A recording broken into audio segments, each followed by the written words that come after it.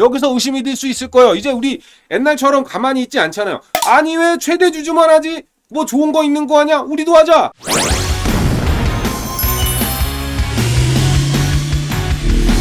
오늘의 주제는 파마리서치 인적 분할입니다. 주제는 제가 누차 강조했는데 물적 분할이 문제 아니라 했다 이겁니다. 파마리서치가 왜 이렇게 시끄러운지를 보면은 사실 많은 사람들이 물적 분할이 문제라고 했고 인적 분할 괜찮다고 했는데 파마리서치 인적 분할을 하기로 했습니다. 왜 시끄러운지를 한번 살펴보도록 하겠습니다. 인적 분할이란 이렇게 하나의 회사를 두 개의 회사로 쪼개고 주주 구성은 변화가 없습니다. 원래 파마리서치를 가지고 10% 갖고 있던 사람은 두 회사 주식 10%를 갖게 되고요. 두 회사 간에는 지분 관계가 없어요. 그러니까 별개의 회사가 설립되는 거고요. 한창 사람들이 문제를 지적했던 물적 분할은 파마리서치가 분할을 하면서 100% 자회사 사업회사를 설립하게 되는, 결국은 기존의 회사 주식을 갖고 있던 사람들의 주주 변화는 없고요. 대신에 신설법인이 100% 자회사로 설립됩니다. 자, 근데 파마리서치가 이번에 인적 분할을 하면서 발표한 계획, 신설회사에 대하여 공개 매수 방식의 현물 출자 유상증자를 진행할 예정이라고 했습니다. 이게 지금 문제인데요. 이거를 아까 그림으로 다시 한번 설명시키면은 75%가 지주회사고 25%가 사업회사인데요. 많은 전문가들의 예측과 심지어 많은 개인 투자자들도 이미 예측하고 있어요.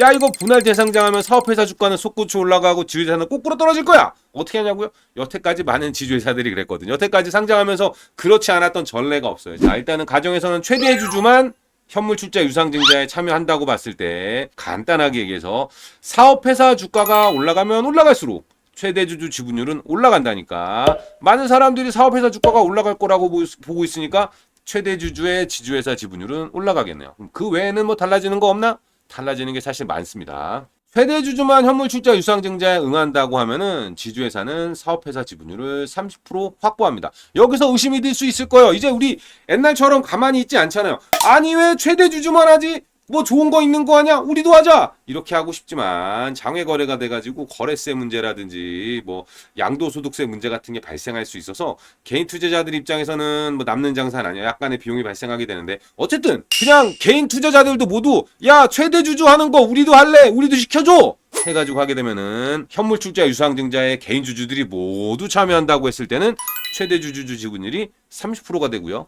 주가가 1대1일 때 하면은 최대 주주 지분율이 30%, 1대3일 때 해도 30%. 이렇게 인적 분할을 하고 지주회사 설립을 위해서 현물 출자 유상증자 방식에 사업회사의 모든 주주들이 참여한다면은 물적 분할과 달라질 게 없어요. 그러니까 머스트 투자자분 입장에서는 야, 물적 분할하지 왜 인적 분할해? 라는 얘기를 할 수 있는 거죠. 인적 분할 왜 하는 건데? 이러면은 시장의 예측대로 최대 주주 지분율을 올리려고 하는 거 아닌가 의심을 하게 되는 거고요. 결국 상속과 관련된 것이라고 시장에선 보고 있는 겁니다. 만약 지금 현재처럼 30% 보유한 상태에서 최대 주주가 상속을 한다면은 상속세율이 60%에 달합니다. 그렇기 때문에 주식 기준으로 보자면은 30% 보유한 주식 중 절반이 넘는 18% 주식을 납부해야 되고요. 이렇게 하게 된다면 자식들에게 남는 지분율은 12%에 불과한 거죠. 현금으로 따지면 9천억을 납부해야 됩니다. 9천억. 9천억 과연 있을까요? 그러면은 야, 인적 분할하면 상속세가 줄어? 그거 이상하잖아. 그럼 다 인적 분할하는 거 아니야? 이럴 수 있습니다. 금액을 기준으로 접근해본다면은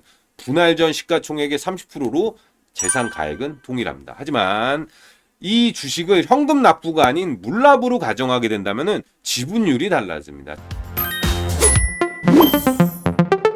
주가가 3대1 비율로 형성된다면 최대 주주가 확보한 36% 중에 60%를 물납하면 14%, 1대3의 비율이라면 최대 주주는 63% 주식을 지분을 확보하게 되고요.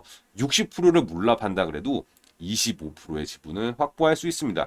결국은 이번 인적 분할 이후에 사업회사 주가가 올라가면 올라갈수록 상속세를 납부한다고 할지라도 최대 주주가 지주회사를 계속적으로 장악할 수 있다는 얘기입니다. 이로 인해서 최대 주주와 개인 투자자들 사이의 이해관계가 좀 달라질 수 있다는 겁니다. 이게 되게 현실적인 이야기인데요. 유상증자 부담금은 사업회사에 사업자금이 필요하면은 최대 주주는 원래 지분율대로 하면은 신규 사업자금의 30%를 부담했어야 돼요. 1조 원이 필요하면 3천억을 부담했어야 되는데요. 이러한 구조 변화로 인해서 사업자금의 70%, 최대 주주 말고 개인 투자자들이 70%잖아요.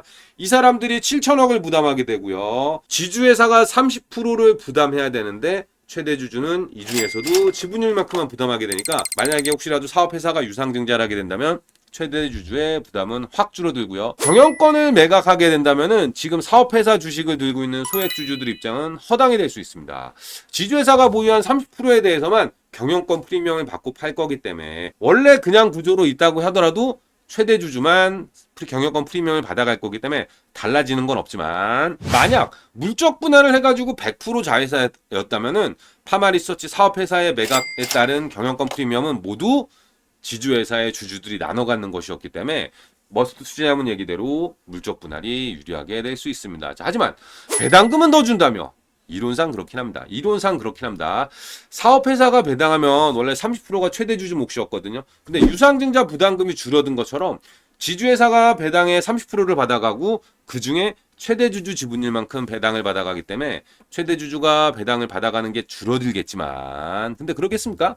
지주회사가 상표권이니 홍보비니 원인 목록으로 별도로 돈을 다 받아갑니다. 이거는 뭐 파마리서치만 그럴 게 아니라 이미 상장된 많은 지주사들이 다 그래요. 결국 최대 주주 입장에서는 물적 분할이 아니라 인적 분할 후 현물 투자 방식을 진행하게 되면은 유상증자할 때 부담은 줄어들고 경영권 매각 시 프리미엄은 더 많이 챙기고 혹시나 배당을 적게 받더라도 다른 명목으로 돈을 챙길 수 있다. 상법 개정안 얘기가 이렇게 많이 오고 있는데요. 개인적으로 성선설을 믿는지 물어보고 싶습니다. 사실 말은 말로 법 없이도 살 사람들끼리 투자하고 경영하면 아무 문제가 없습니다. 성악설까지는 아닐지라도 모두가 선량하게 노력한 만큼 공정하게 가져간다라는 거는 경영진, 직원, 주주가 생각하는 공정한 몫의 크기가 다르다는 게 문제입니다. 물적 분할, 인적 분할, 중복 상장 그 자체가 문제인 것은 아닙니다. 주주에게 개인적으로 가장 불리한 건 인적 분할이라고 보고요. 사실은 인적 분할은 필요성 자체가 매우 적은 편이에요. 경영권 프리미엄을 오너가 다 가져가기 위한 수단에 불과했던 경우가 많아서 뭐 LG LX 사례 같은 거 보시면 될 것 같아요. 물적 분할에 대한 불만 가지는 거 이해하고 있습니다. 하지만 해당 신규 사업에 대규모 자금 조달이 필요할 때 사실 주주 입장에서도 물적 분할로 자금 조달이 유리할 수 있는 구간들이 충분히 있습니다.